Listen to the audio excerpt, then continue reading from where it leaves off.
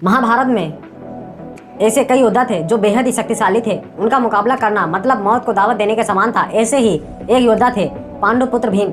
कहा जाता है कि भीम के अंदर 10,000 हाथियों का बल था। लेकिन क्या आप जानते हैं कि एक साधारण मनुष्य की तरह दिखने वाले भीम के अंदर इतनी शक्ति कहाँ से आई? यकीनन इस रहस्य के बारे में बहुत ही कम लोगों को पता होगा। कहते हैं कि 10,000 हाथियों की शक्ति की बदौलत ही भीम ने एक बार नर्मदा नदी के प्रवाह को रोक दिया था।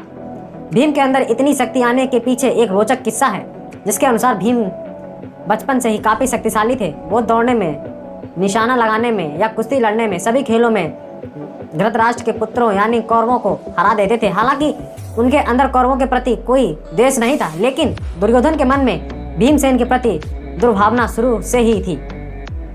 तब उसने उचित अवसर मिलते ही भीम को मारने का विचार किया। दुर्योधन ने एक बार खेलने के लिए गंगा तट पर शिविर लगवाया और उस स्थान पर का नाम रखा उदक क्रीडन। वहाँ खेलने, खाने पीने से लेकर खेलने कूदने तक सभी व्यवस्था की गई थी। दुर्योधन ने पांचों पांडवों को भी वहाँ खेलने के लिए बुलाया और एक दिन मौका पाकर उसने भीम के खाने में जहर मिला दिया। जब भीम ये विष भरा खाना खाकर बेहोश हो गए, तब दुर्योधन ने दुशासन के साथ मिलकर उन्हें गंगा में फेंक दिया।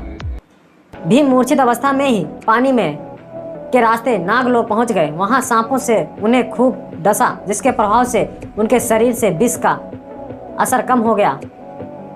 इसके बाद जब भीम को होश आया तो वो आसपास भयंकर सांपों को देखकर वो उन्हें मारने लगे, जिससे डरकर सभी सांप नागराज वासुकी के पास गए और उन्हें पूरी बात बताई। सारी बात जानने के बाद नागराज वासुकी आर्यनाग के साथ खुद भीम के पास गए। वहां जाते ही आर्यनाग ने भीम को पहचान लिया। दरअसल आर्यनाग भीम के नाना थे। इसके बाद वो भीम को अपने साथ नागलोक ले गए।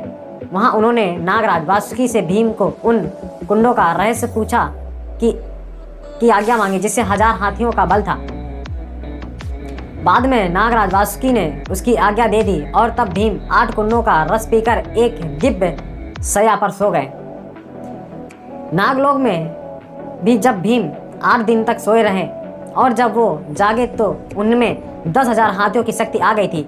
बाद में वो हस्तिनापुर पहुंचे और माता कुंती और अपने भाइयों को दुर्योधन द्वारा उन्हें विष देकर गंगा में फेंकने और नागलोक में जो भी हुआ सारी बात बताई। तब युधिष्ठिर ने भीम से कहा कि वो यह बात किसी को भी ना बताए। यही कारण है कि भीम को 10,000 हाथियों की शक्ति मिली थी।